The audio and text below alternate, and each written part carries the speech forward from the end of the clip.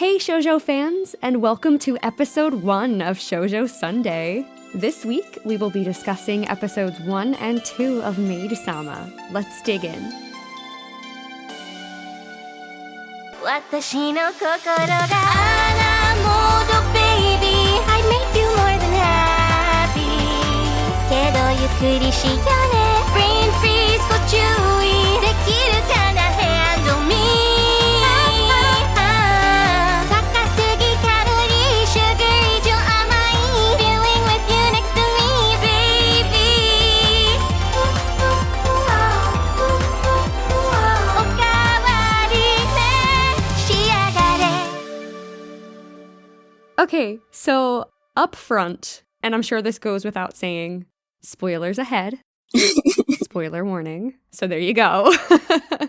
I mean, like, it's a podcast and we're talking about anime. For sure there's going to be spoilers. Definitely. But y'all should have seen it by now if you listening to us. Right. Hopefully. Also up front, we want to give a huge shout out and thank you to All Girl Anime channel on YouTube for hosting the episodes of Maid Sama, the whole English sub, and Jonathan Mark Agabulos, if I didn't butcher that, for compiling the playlist. We're indebted to you forever. Thank you so very much. Yes, you guys are the real MVP. Truly. So, going into episode 1, My President is a Maid, here's our soft serve summary. Kaichi wa Maid Sama follows the story of Misaki Ayuzawa, the first female president of Seika High School.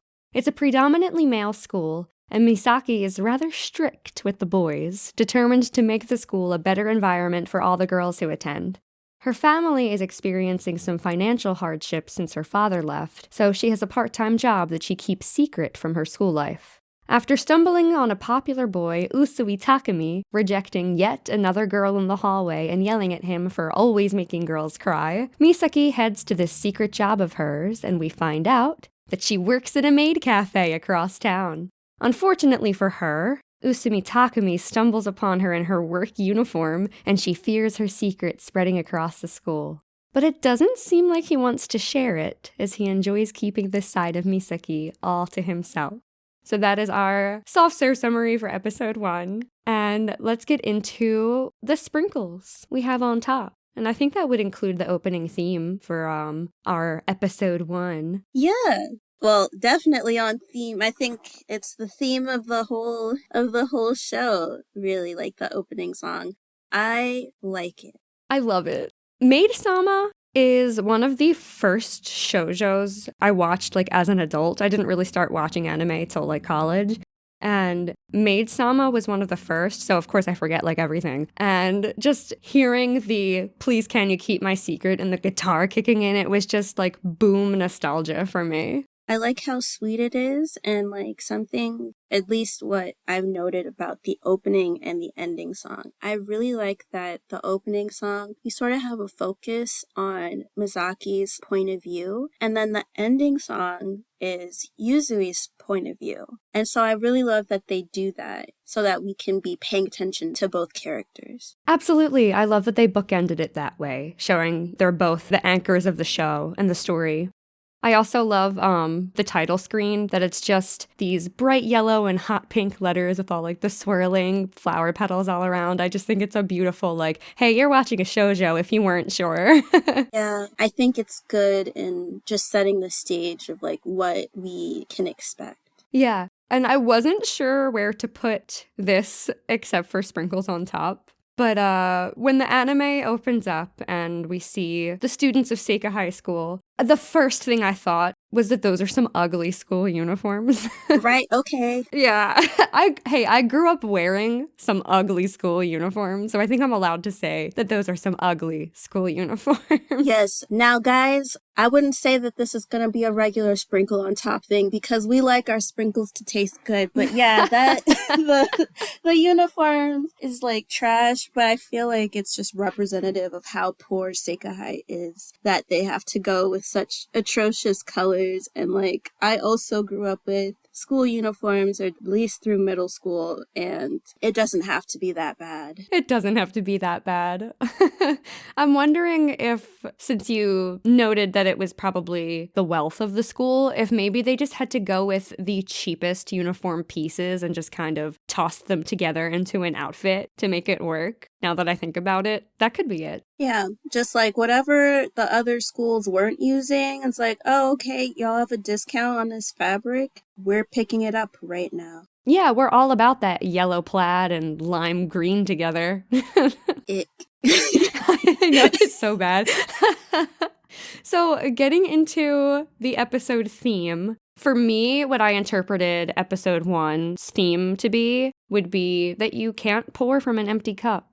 That if you don't take the time to rest, your exhaustion will eventually catch up with you. That's beautiful. Yes. Oh, thank you. Yes, that definitely works. I just said keeping people's secrets. Oh, yeah. But technically that could also be an overall theme for the show as well. But definitely for this first episode is people having secrets, but then also being able to keep them. Yeah, for sure. And I do think it's definitely an overarching theme for Maid Sama in general, as more people learn secrets, as we find out quickly. Yeah. So let's segue into Floats Your Boat, which is the segment we call us talking about the things we liked about the show. So we're in Floats Your Boat officially. Would you like to kick it off, Chika? So to start off, I am really drawn towards Misaki's character. Mm-hmm. She has a take charge attitude and she just is really strong. And I respond well to characters that are like that because it's more reminiscent of what I see at home. Although, obviously, I still love and care about more demure type of, like, female leads. But I really love that, like, Misaki is just in your face and also taking names. Yes. Oh my gosh, absolutely. That's pretty much the first point that I have, too. Misaki's dedication and work ethic is so admirable because she's always the one at school enforcing the rules and looking out for all of the students. She has to pick up the slack when tasks she delegates aren't completed. Yeah. I'm looking at you, Yukimura, not completing the student guidelines when she asked him to. And then on top of just balancing home life and a part-time job, the fact that she just does it and does it all well, I'm just impressed, and I just want the best for her, truly. Yeah, she's just living that as her life. And I mean, when you have so many things happening in your day-to-day life, like, it's normal for people to complain. It makes sense. Mm-hmm. I am so strapped for time. I am doing so many different things. This sucks. And you just don't see that with Misaki. So I admire her for, like, not complaining about the way that her life is currently. Absolutely. And I also extra appreciate when an anime character makes me look at myself and want to be better. And looking at Misaki juggle all of this to the best of her ability and not really, I mean, I know that she's kind of tough on the boys, but that's not her taking it out on them, you know? Yeah. It's just her doing what she feels like she has to. She just makes me appreciate my own past high school experience because all of the things that she's able to do, while I do think it's admirable, she's still a kid. Yeah. And so when I was her age, just going to school and, like, passing and having, like, good grades and stuff, and maybe doing an extracurricular activity, like, that was the biggest thing that I was worried about. I didn't have to struggle, like, within my family life during that time. So I really also just appreciate her rising to the occasion in that way as well. Yeah, absolutely. Absolutely. Another part of Misaki's character, I like that it's evident from the beginning that there's some character growth that needs to happen from the get-go for her, instead of just making her a perfect heroine right off the bat. Yes. Like her outright hatred for the boys and the way she goes about her discipline definitely needs some work. And she also needs to learn to leave room for herself and breathe and rest and practice self-care. I like that right off the bat, we realize that she is a girl in progress. Like, we all are, really. Yeah. And it's like, at least when you get into this episode, I mean, when you get into the series, you see how she, like, grows as a person. But clearly, based off of her background and, like, things that are going on, she's quite strict when she is dealing with the boys in her school. Yeah. To get into like a specific like from the episode, I love the way that animation is used to elevate the humor of the show. In particular, when Misaki's ear literally perks up and grows like bigger than the size of her head to the sound of a girl crying in the hallway. Yeah. I love that they did that. Just like little touches like that make things a little bit funnier, at least for me. Yeah, I really love that they kept that in the show. And I think that that's something that when you're reading Maid Sama, like you see those touches and stuff that the mangaka like adds. Mm-hmm. So it's like, oh, okay, I'm glad to see that they incorporated that into the show rather than just pushing the story and then not really touching on those comedic beats. Yeah. I mean, I haven't. Oh, this is a confession. Is this a confession for the podcast?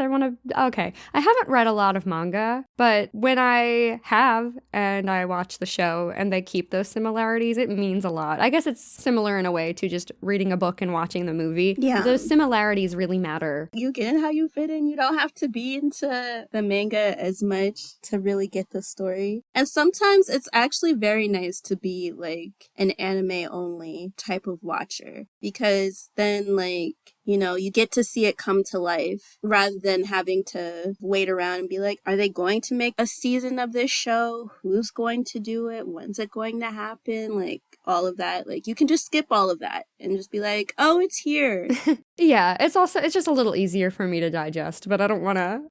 I feel like I committed a sin or something by admitting that, and especially in episode 1 of all things. Okay, well, if you're gonna do a confession, I'll confess as well. I'm pretty sure I said this in our introductory episode, but I read Maid Sama when it was illegal. Ooh. So.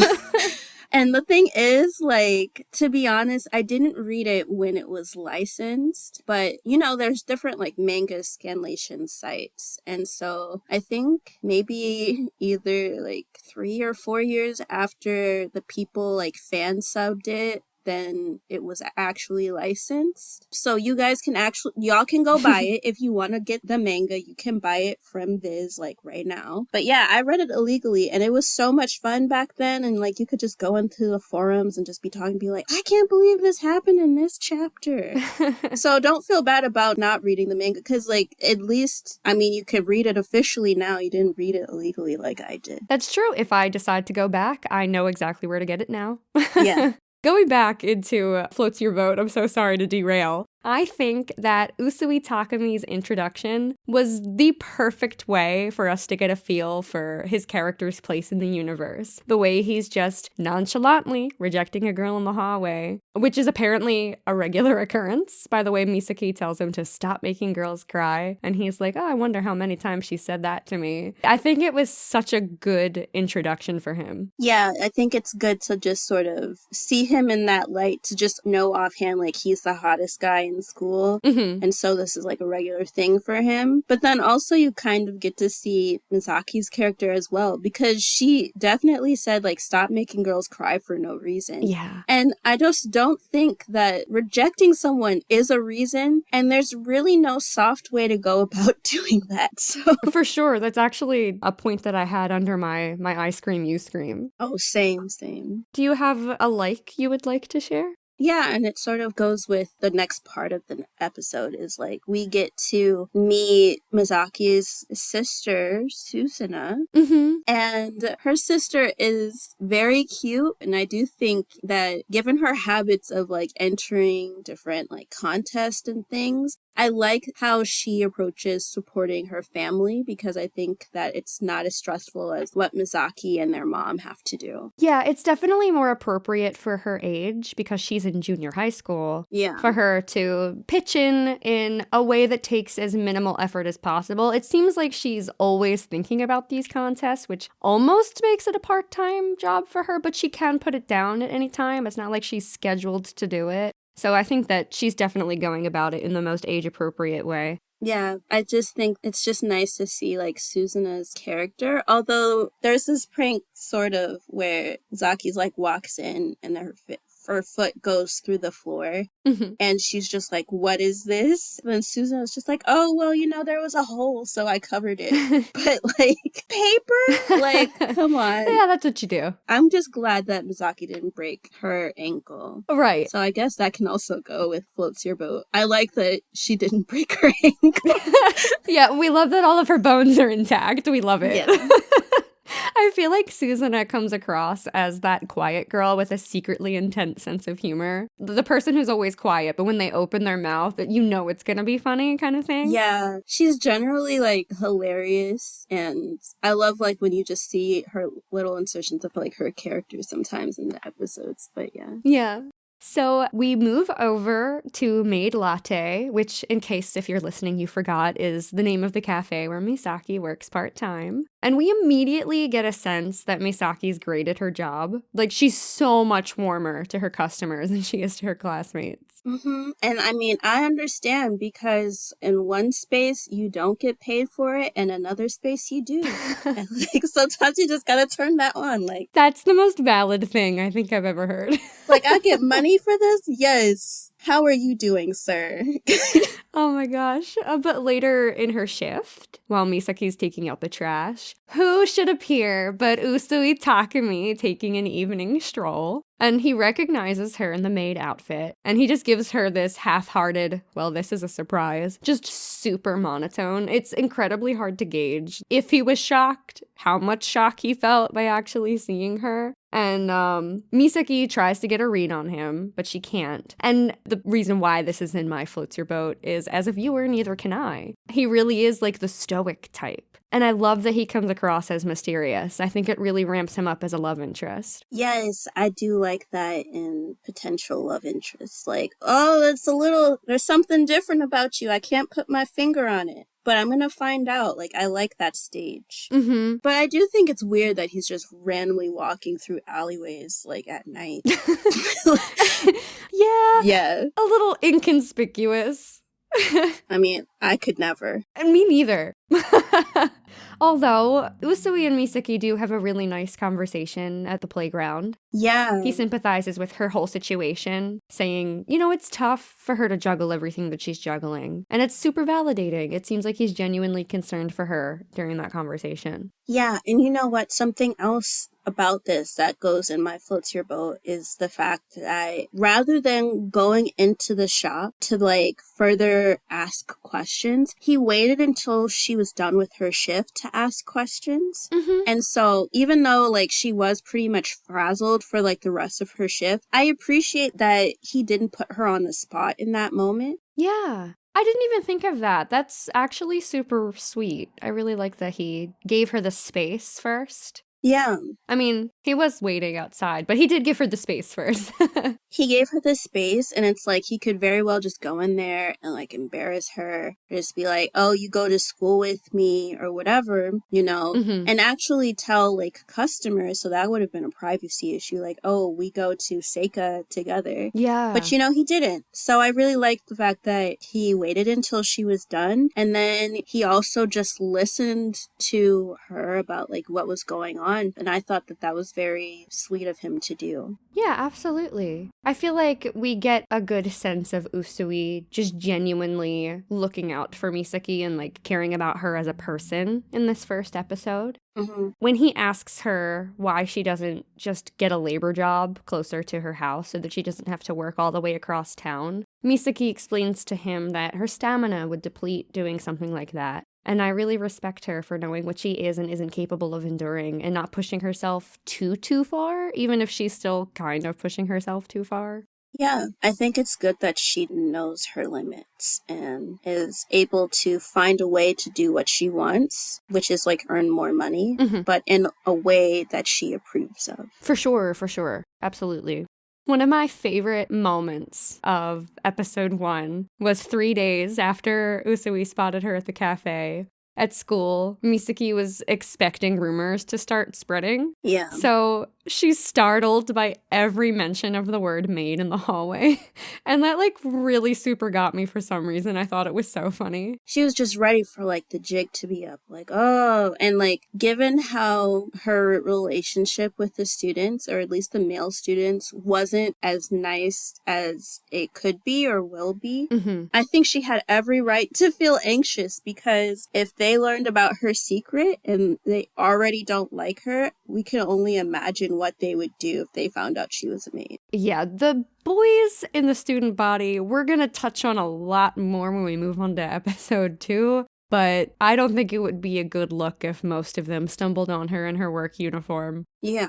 I guess we should mention that we're introduced to Misaki's school friends, Sakura and Shizuko. Yes, that would definitely counts for Floats Your Boat. I think that they're such sweet friends, although I wish they were a bit more strong-willed. Me too. I think that through her friends, you can kind of see the way that the girls at Seika High like interact with the boys, which they don't. Yeah. And yeah.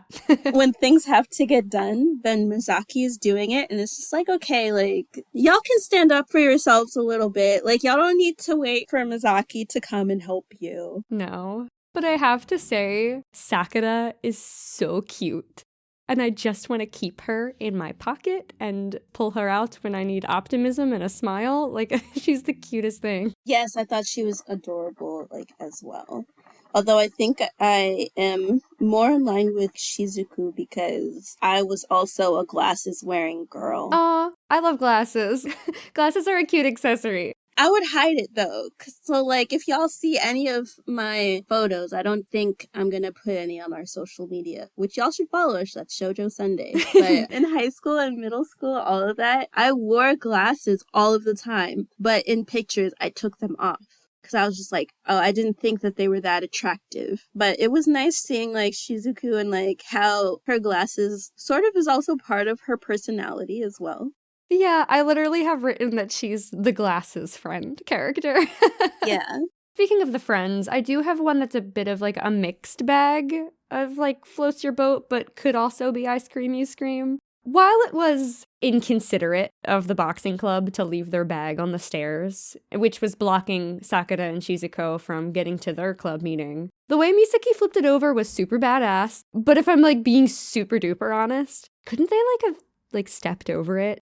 Or pushed it down a couple steps together if it was just blocking the door. Right. Or literally the boxing club was practicing 5 feet away from the stairs. They could have knocked on the door and been like, hey, this is heavy. Can you move it? You left it there. Sorry to bother you. And it would have taken like 30 seconds for it to be solved. But nope, Misaki had to do it. I didn't like that either. I think her friends do get better with time, but they see these obstacles and then suddenly they're helpless, and they don't have to be helpless. Like, I think even if the boys are grotesque, I'm sure one of them would have helped. Yeah, I don't think it would have been, I mean, I guess such a big obstacle for lack of a better way to phrase it right now. Pun intended. You know what? Intend your puns. Yes. You cowards.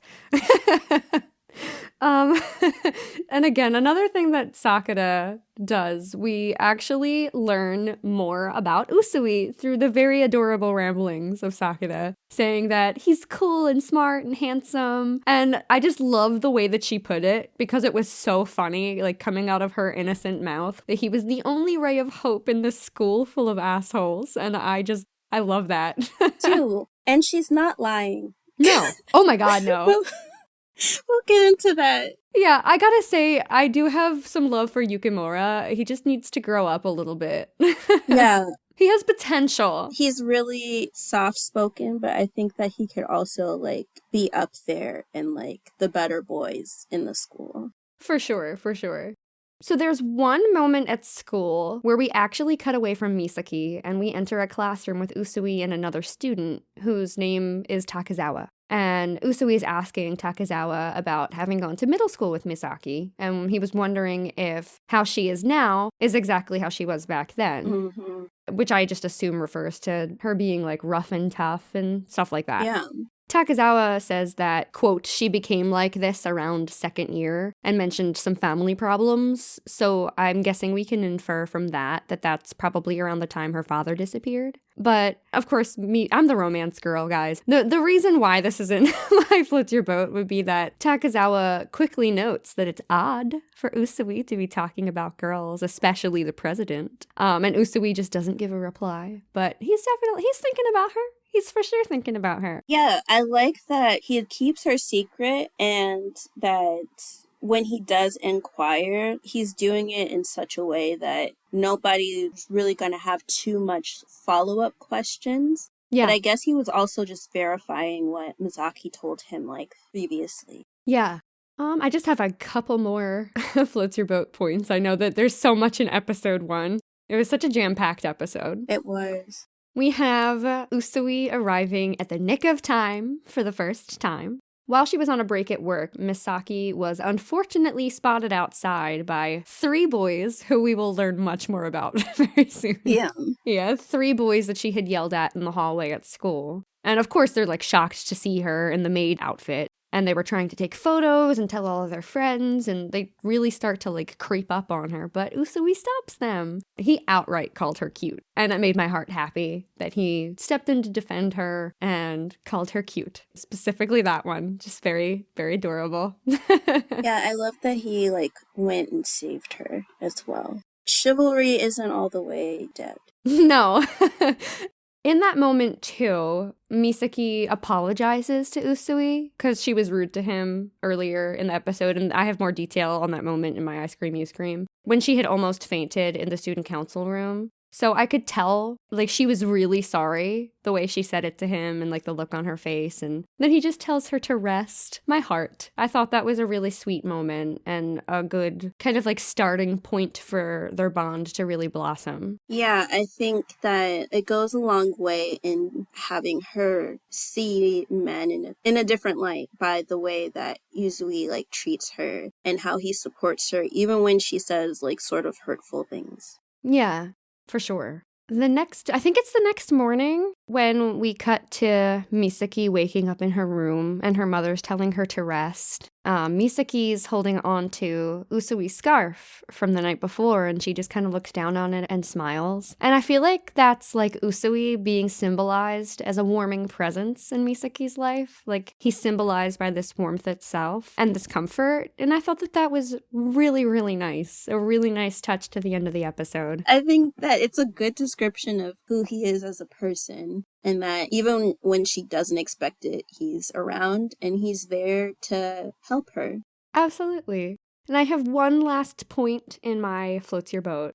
Usui notes that even if Misaki's putting on a maid outfit to go to work, that doesn't change the core of her and the validity of her work, and that she should be proud. And that's not only a very kind thing to say, but a very true thing to say. This goes for, like, anybody. Like, if you're listening, if you're putting in hard work and dedication, it doesn't matter what uniform you do or don't wear. It's all entirely valid and worthy of sustaining you, and you should be proud. Yeah, and I think that him accepting her, I think that it goes a long way. Now, the show wouldn't be the show if she just actually accepted that and then, like, that was it. But I like that we see that first assertion of how Usui views her at this point, and that her being a maid isn't an issue. Because whether she's doing maid work or she's being a class president, like you said, everything that she's doing is valid.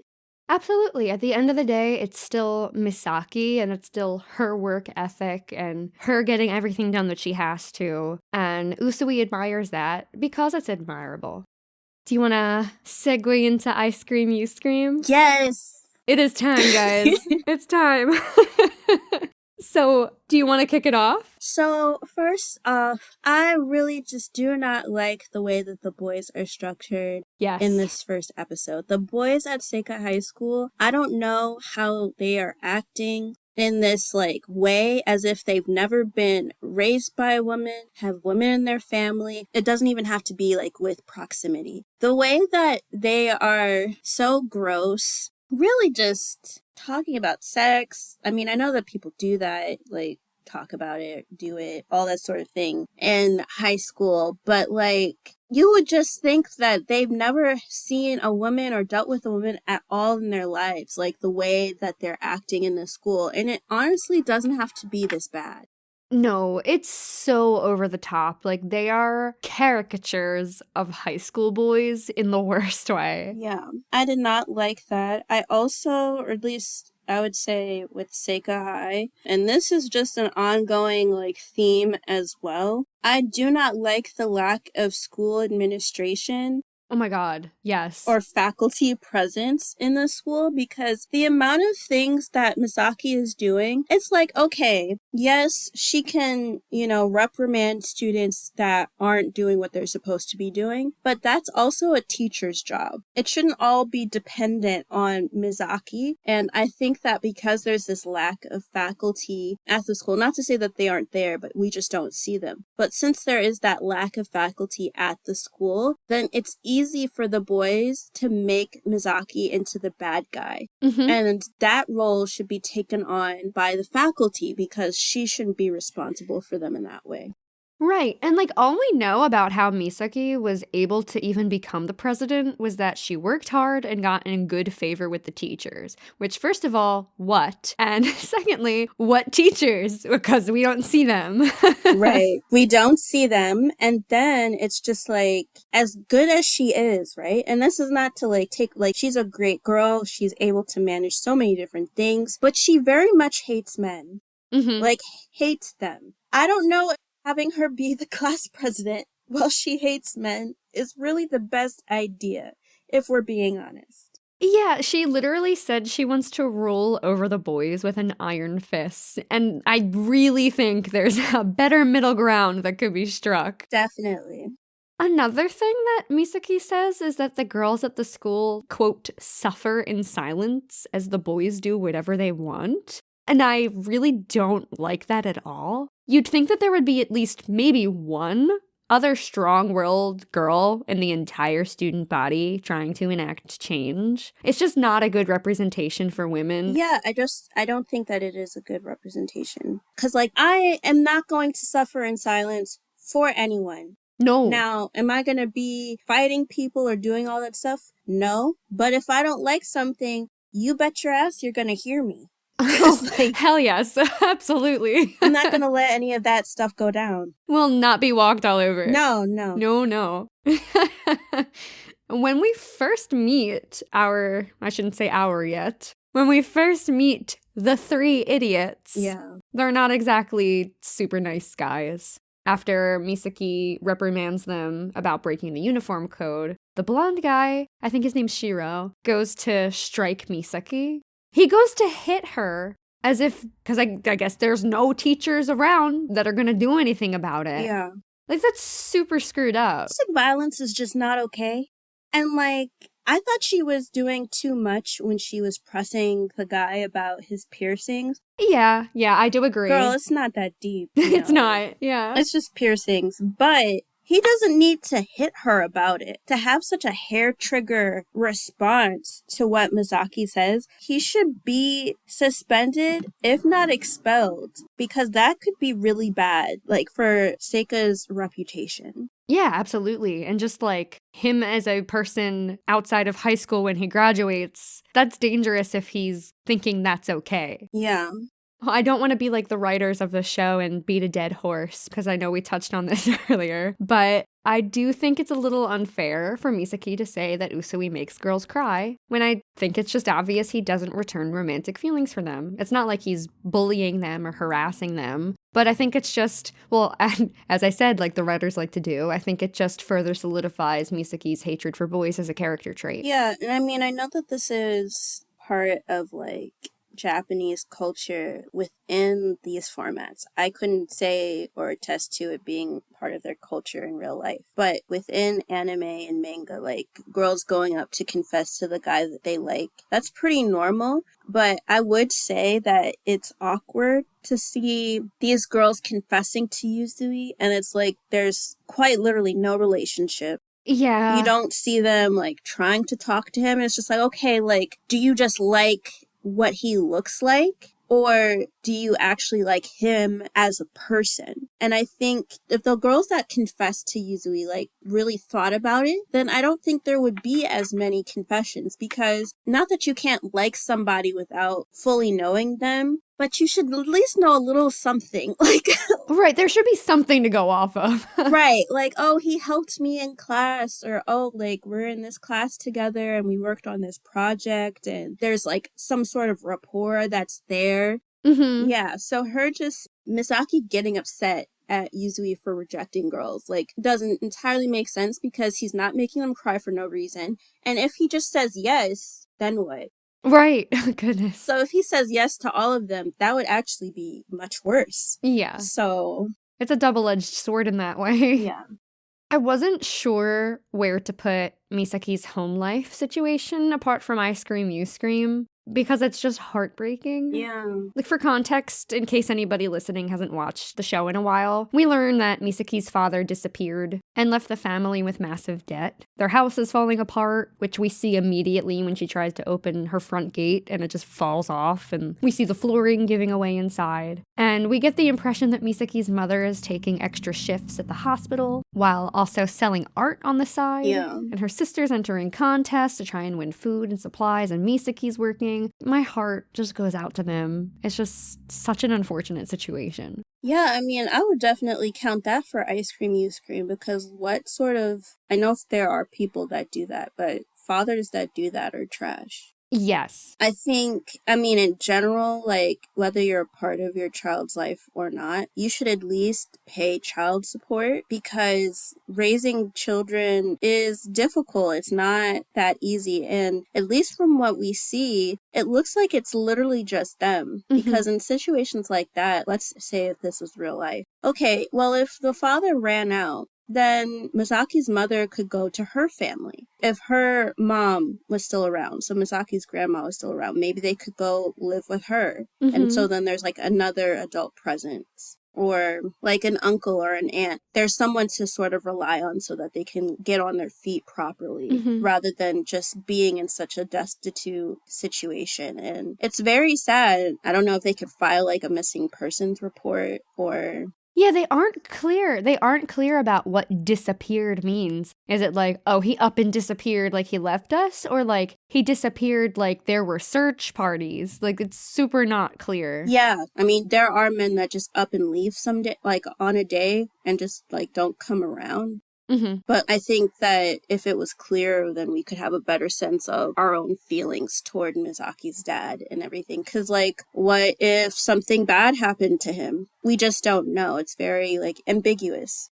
Yeah, the way I am interpreting it is the former, which, like, he just up and left them, because I don't see how her losing him in, like, a tragic disappearance kind of way would cause Misaki to have the hatred she has for boys. Right. And that's just how I interpreted it. Yeah, that's how I see it too. It makes sense. So I just have one last I Scream, You Scream, which is when Misaki's overworking herself finally catches up with her and she feels faint in the student council room at school. Usaki, that's their strip name. Oh, that's cute though. Oh my god, that was an accident, but I'm going with that from now on. Usui. Usui comes to her rescue, but Misaki's reaction is to go to slap him, saying that she doesn't need help from the likes of you. I'm doing air quotes, but you can't see them. The likes of you. Girl, he just saved you from a full head injury. The response is thank you. Right? She literally could have bust her head open. It's like, I don't need to be helped by the likes of you. Okay, girl. Okay, mate. Like, pick your own ass up from the floor then. Like, shit. Right. It's like, if you're going to say something slick like that, man, screw the secret. I'll be good. Okay, so moving into episode 2, Maid Sama at the school festival, our soft serve summary. It is time for the annual Seika High School Festival. And Misaki's plan is to make the best impression possible for prospective female students, almost showing a rebrand of the school as her idea for her class's theme. However, the boys in the class have other things in mind, and their suggestions, let's just say, aren't good. at all. They're terrible. They're gross. Mm-hmm. And Misaki is butting heads with them throughout this episode, and Usui is begging her to compromise, saying that it will haunt her if she won't work with the boys every now and then. So naturally, when it comes to festival time, and Misaki has taken the girls' idea to do a cafe, the boys go to sabotage this idea, and Misaki has to juggle this by trying to get the boys to help so that the cafe and the festival don't get ruined, but also mend her relationship with the boys in class at the same time. Moving into sprinkles on top, I just have one little sprinkle on top, or I guess a little handful, you could say. Think of the little nonpareils, just a little sprinkling on top. My interpretation of the theme for this episode would be compromise can lead to good outcomes. Definitely speaks to the entire episode. I don't think I had sprinkles on top. I was just thinking like more of the theme. Okay. You have to listen to more point of views before you make a final decision. Yeah, I think that's a very good point. Because Misaki can be a little one-track mind about things, and she kind of needs to expand that viewpoint. Yeah. So, moving on into Floats Your Boat, I had to put something super dumb as my first Floats Your Boat, because the episode opens with like a flashback to a boy belly dancing with his shirt off and like a face drawn on his stomach, and the entire class just like looking mortified at him.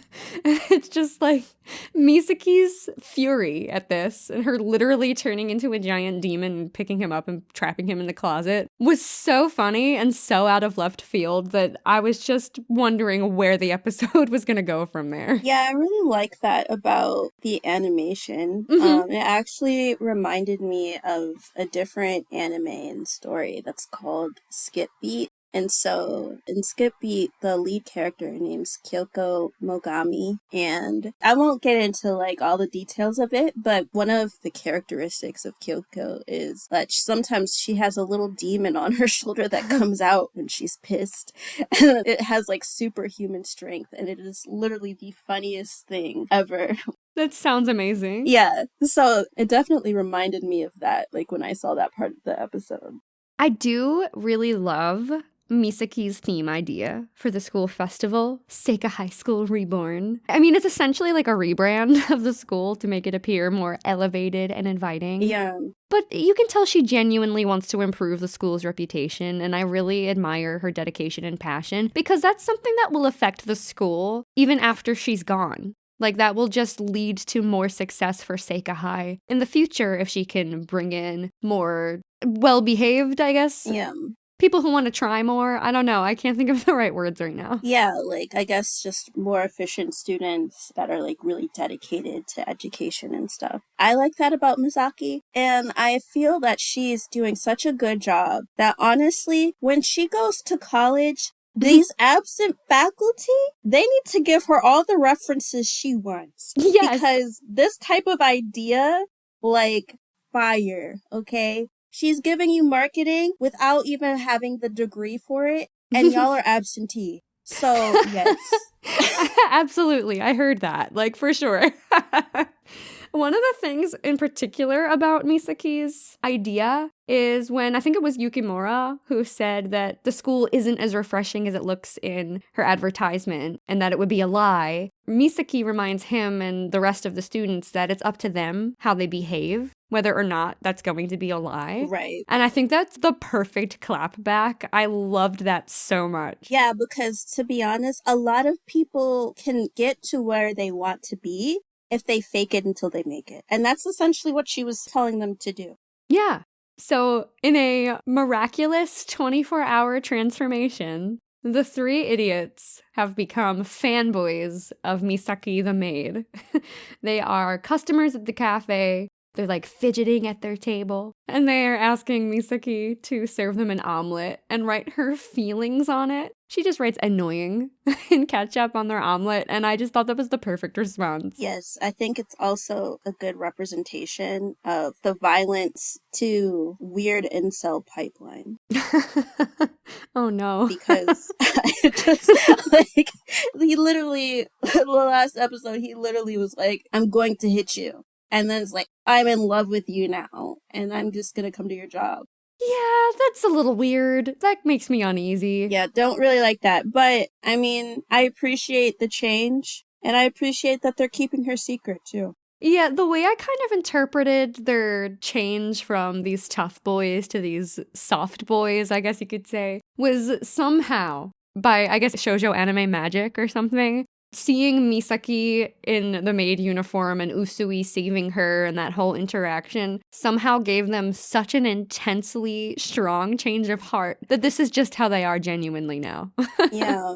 Which is super silly. Like, I know that that's not usually how writing works or how character development goes, but I think it's, like, supposed to be that outrageous, and that's why I'm okay with it. Yeah, I mean, I guess this is a good part of the show to just point out that people are capable of change. Yeah, absolutely. We also see Suzuna win her very first contest in this episode, or at least the first one we see. I'm sure she's won more before the show storyline. Because Misaki comes home to her opening a large package, and it was rice, miso, and soy sauce, if I recall correctly. Right, so good food staples. Mm-hmm. And that is talent, okay? Because do y'all know how hard it is to just win contests? Right. Like, they never choose me. No, I have done my fair share of scratch-offs, and I never win. Right, or at least not more than like $1. Right, or like a free scratch-off, which is nothing. Right. So her getting like rice and like miso, that's a quality contest. That's a quality sister right there. Yeah, for sure. She's really pitching in. We love it. While Misaki is talking to Suzuna, we learn that Misaki actually kind of likes her job. Because Suzuna suggests that Misaki hates it, and she can't say that she does. And I think it's really good that she's able to enjoy her job, at least to some degree, with how heavy the other aspects of her life are. Yeah, working as a maid, it doesn't really fit in with the image that she portrays at school. So I feel like that's really her biggest hesitation. But her being a maid and working at Maid Latte, I'm glad that she likes it, because it would be so much worse if she's doing all of these hours and working so hard and she doesn't at least like some aspect of it. Yeah, absolutely. And because she works at Maid Latte, the girls suggesting doing a café for the festival gave Misaki the opportunity to use those skills. And it kind of seemed like she lit up when she was talking about the menu items and how to organize it and what to choose. It just seemed like she got into her element. Yeah, I think having a take charge attitude at that point was also really helpful for the girls, because they were sort of drowned out by the guys wanting stripped rock, paper, scissors Yeah. and like stuff like that. And so not only did she hear the girl's idea, but then she was just like, oh, this is how you can do it, or this is how you can enhance it. And I think that they really respected that. Mm-hmm. There's a moment at Maid Latte where the fourth wall is broken a little bit, which I thought was a super funny touch. Satsuki explains what a cool character it is for Misaki to be cool and intelligent and not to open up too easily to people, but to be totally devoted to the one she approves of. And when Misaki is confused by that statement, Satsuki adds, being an airhead adds to the quality of the character. And I love when the fourth wall is broken, just subtly sometimes. Yes, and you know what? Like, that's definitely, Satsuki is somebody that we need to talk about. She is always going to be in our floatier boat because she is the sweetest manager. I love her so much. She's literally our age, which, wow. Wow. Like, I am almost 30, and by that age, she already has a business. She has employees. She's able to, like, you know, sort of do temp checks with her employees to be like, oh, are you able to do certain things? And I just greatly appreciate Satsuki. Yeah, me too. I love everything that she brings to the table for the business and just the way she values and treats her customers and her employees both. She's another person I wish I could keep in my pocket, for sure. Same. So the day of the school festival, Misaki gives her class a very quick inspirational speech to start the day, which I thought was really nice of her to do to kind of amp everybody up. It kind of reminded me of my theater days. Before we'd go on stage, we'd all have a little inspirational speech to get our adrenaline pumping and ready to do the show. And I kind of got those vibes from her, where she was like ready to tackle the day as a team. And it started off well, but we know it took a turn. Yeah, because class 2 was they were just not having Misaki taking over and making their class do this like mini like cafe idea. Mm-hmm. So instead, they decided to make it a cosplay combat cafe, which why? That doesn't even make sense. So they try to do the little cosplay combat cafe. And then Mizaki's just like, no, you're scaring people. And they think they're getting back at her by leaving. But no, they aren't, because Misaki is a maid professional. Hell yeah. And she was able to lock it down. And everything was going great until she ended up addressing a customer as master. And that's when Yuzui comes in, just like all male lead, hot in his uniform. Mm-hmm. And he just starts talking to people in English. In English. But it was definitely distracting enough. Definitely distracted me because, you know, like the English, at least in the manga, it just flowed so nice. You're just like, wow, like he has this power. And then hearing it is like a little awkward. But yeah, it was good that he was able to take charge like that. And since the class 2 boys are so inspired by Uzui, then they just decided to follow after him. Yeah, he brought everybody together. It was nice. Because when Misaki said master, the look on her face, I felt her shame for her, like in my gut. I just can't imagine the embarrassment, the immediate embarrassment that she felt. Yeah, the guy that she said it to, like he was there with his girlfriend or whatever. So I was just like, ooh. It's one thing if you say it to him and he's by himself, but not when he's with his actual, like, lady. Yeah, that big yikes. Definitely made it worse. Big yikes, for sure.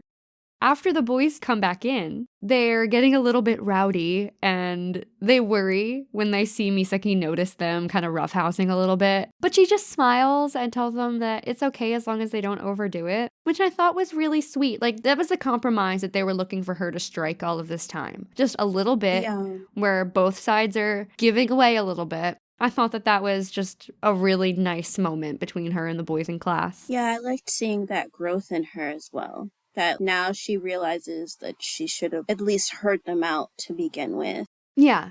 When things are solved with her class, you can see that she's just so much more carefree for the rest of the episode. And I love that she goes and takes over the welcoming committee's job so that they can go enjoy the rest of the festival. It's just really nice. It's a nice way to wrap up I guess, sort of a frustrating episode. We're about to get into Ice Cream, You Scream. Yeah, I think it was a good way to just sort of end things off. Yeah, for sure. It wrapped it up in a nice bow. So, Ice Cream, You Scream.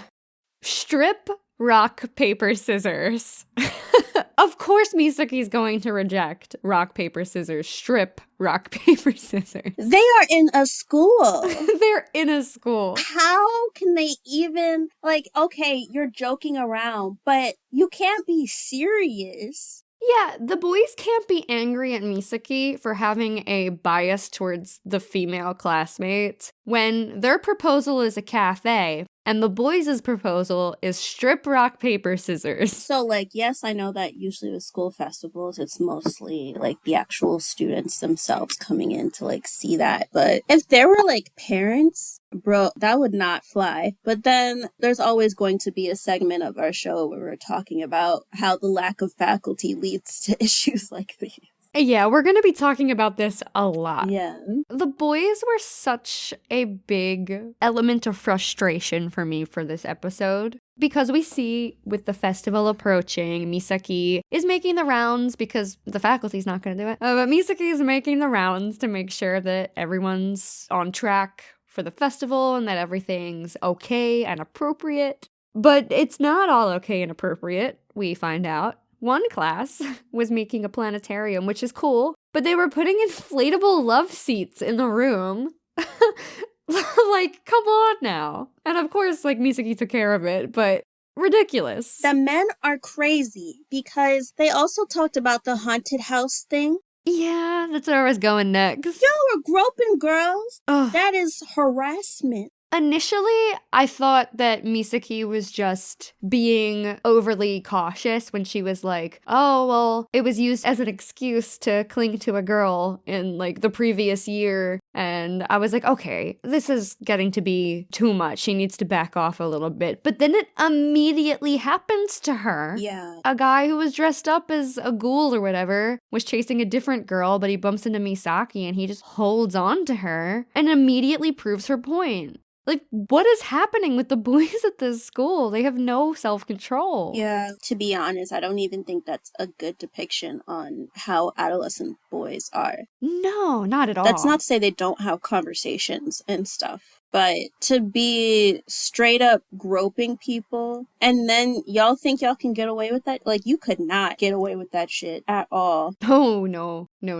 Yeah, I did theater with the neighboring boys' high school because I went to an all-girls Catholic high school. It was for sure a time. And I did theater with the local boys' school. So, like, I was around high school boys a lot and, like, after school hours for club stuff. And I never had to worry about something like this happening. And I'd like to think that goes for most of our listeners, too. Like, this is such an extreme. Definitely. I think that even if boys aren't necessarily, like, exposed to other adolescent girls in their day-to-day life, they have enough decorum to, like, not do the type of things that we see on the show. Yeah, absolutely. Like, the entire episode, the boys of Misaki's class are plotting against her the entire time when she just wants to put on a nice cafe for the festival, which is entirely reasonable. Yeah. I only have one ice cream use cream left, and it's a long rant, so please feel free to add anything you like. Let's see. So, I think this episode is a demonstration of Uzui technically being the best, but not quite there. And what I mean to say by that is that at one point when they're talking about this whole haunted house thing, which was gross, about like basically molesting other girls and stuff, Uzui ends up looking at Misaki's underwear. And it's just like, come on, man. Yep. So frustrating. Sometimes it's just like, usually it's just almost there. You're almost there, and then, no. 1 step forward, 10 steps back. Like, basically, yeah. Yeah, so I didn't like that. And I also think, even though Misaki ended up choosing the girl's idea to do this cafe, I think that she could have stayed to mediate with the guys. So because she didn't hear their point of view at all, then they decided to just force their idea during the day of the festival. But I think after she decided to go with the girls' idea, because of the fact that the girls would still have to work with those boys in the class, she could have stayed to mediate the conversation, say like, okay, everybody in this class, this is the idea that we're doing. And then at that point, her saying, oh, this is what they're doing, they'd have a chance to like disagree or to say whatever they feel about it. And then that could have been a moment of compromise. Mm-hmm. But instead, she just chose the girls' idea. And then once the school festival actually happened, then the girls were sort of on the back burner, not really able to like speak up. And I think that that wouldn't have happened if she mediated a little. Yeah, I feel like while the boys' original ideas were leaving a ton to be desired, after the fact, when they decided on a cafe, that she absolutely could have heard them out more and they could have contributed to developing a theme for it and stuff like that. But it all happened in such a roundabout way. Yeah.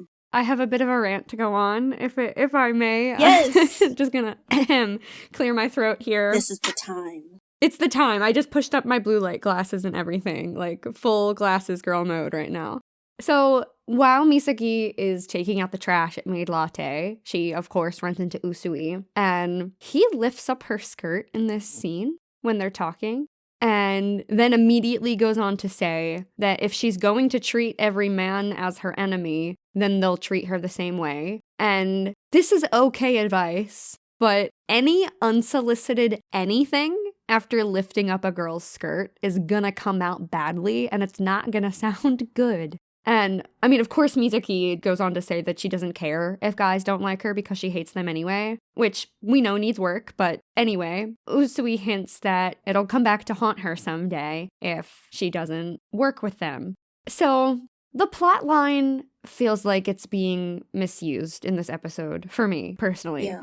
I think it's important for Misaki's character development to learn to compromise with the boys at Seika and have a little bit more faith in them, but they currently aren't giving her any reasons to do so. And Usui insisting that she has to learn to work with the boys when they aren't contributing anything of value whatsoever feels like a waste of this plot a little bit to me. Let alone suggesting this after lifting her skirt without permission. Right. And as we know, much later in the episode, the boys sabotage the cafe at the festival, turning it into their combat cosplay cafe. And I feel like Misaki's rightfully angry when she tells them all to get out of the classroom and she reprimands them in the hallway. And she tells them not to make trouble and to be useful for a change. It's entirely justified, in my opinion. Yes, maybe she could have been more professional about it, but it's been building for so long and they have not given any kind of inch to her for her to grab onto. It feels entirely justified. Right. But of course, like, the boys get angry and they storm off and they're not going to help at all, which causes, the cafe to be all understaffed and Misaki needing to juggle the duties of that on top of, like, the festival with just a couple other girls, and they refuse to help out. And this proves Usui right when he said it would haunt her if she kept being mean to the guys and not working with them. All of this to say, I don't like the writing in this episode very much. I feel like there should have been an entirely different plotline to soften her relationship with the boys because they're just being problematic and she's expected to bend over backwards for them, which is just real boys will be boys BS, and I am not having any of that. Yeah, I just don't think it's realistic. First off, Yuzui going too far to prove his point. Yeah, he does that. I feel like if there's anything I could say I hate about his character, it's that he could literally just say what his point of view is without looking up her skirt. Oh my god, yes. I think him doing that, to be honest, or having these moments where he goes too far expressing his opinion is the reason why, like, Misaki will take such a long time in ascertaining, like, what her feelings are towards him. Because anytime he takes it too far, it just reminds her of the boys that she deals with at school. Mm-hmm. And obviously she's not going to be attracted to the boys that are at school because they're heathens. And so when Yuzui, like, displays that type of similar attitude or response, that's going to detract from her admitting that she likes him. But I think that while it is good to just be able to compromise, the thing about it is that the boys were so focused on what they wanted. They weren't even thinking about the bigger picture of the school festival being about Seika High Reborn. They weren't thinking about that. They were just thinking about themselves. How can you have a theme of Seika High Reborn and then you want to have strip rock, paper, scissors?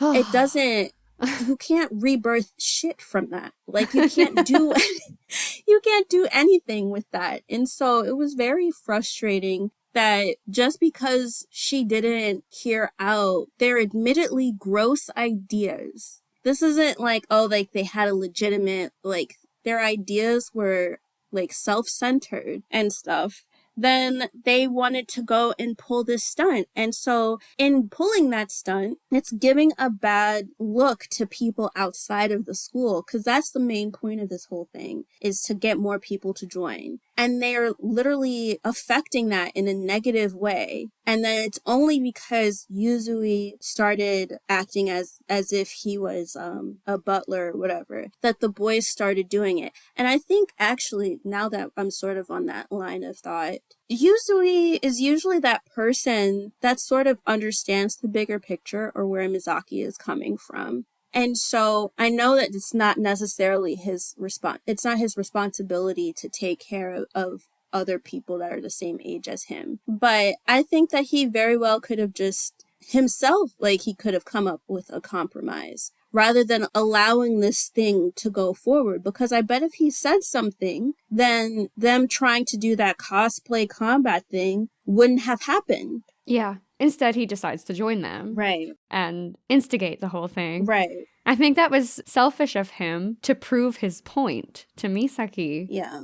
Like, he joined them just to continue to prove himself right to her, now that I'm thinking about it in retrospect. At least that's how I'm interpreting it now. Right, yeah. I don't like that. I don't like that at all. That's him just going too far to prove his point. Right. I agree with you. Like, the writing for this episode is like... It's all over the place. It's all over the place. It's pretty detrimental. We can say that since this was like, this came out like 2010s, right? Yeah, 2010, I think, exactly. So at that point in the anime sphere, people were getting more anime, but I think that's coming from a point of like, we rarely had anything, and then we're starting to get more stuff, and so you sort of just accept what you get, right? Mm-hmm. And so I feel like, you know, if they redid Maid Sama, they would get rid of this entire episode. They would rewrite this. There's a lot I think they would change if it were to be redone today. I would actually be really interested in seeing a 2020s adaptation of Maid Sama. Yeah, me too. With like better drawing. I'm not going to hold my breath for it, yeah, but it'd be great to see. But like with better drawing and stuff too. Sometimes they look cute, but other times it's just like, eh. Yeah. It definitely has that older style. This could be better. Yeah. All right. Well, that's all we've got for episodes 1 and 2 of Maid Sama. If you want to keep up with us during the week, be sure to follow us at Shoujo Sundae across all social platforms. I'm Giana Luna, and you can find me at Giana_Luna_. What about you, Chika? You guys can find me at Chika Supreme everywhere. That's Chika, not the Spanish version. So CHIKA Supreme on all social platforms. We love to have you guys rate us 5 stars on whatever podcast platform you're listening to us on, because this is our labor of love, and we want to be able to enjoy so much shoujo property on this podcast, and we want as many people into shoujo to know about us as possible, so please help. Yeah, we want to build a little shoujo family, so give us 5 stars, tell your pets, tell your friends, write your senator, tell everybody. Your coworkers, your family, your neighbor. Yes. Your librarian. Hang up flyers. Yes. Don't forget to follow us wherever you listen to podcasts so that you don't miss out on the next episode. We'll see you then. Bye.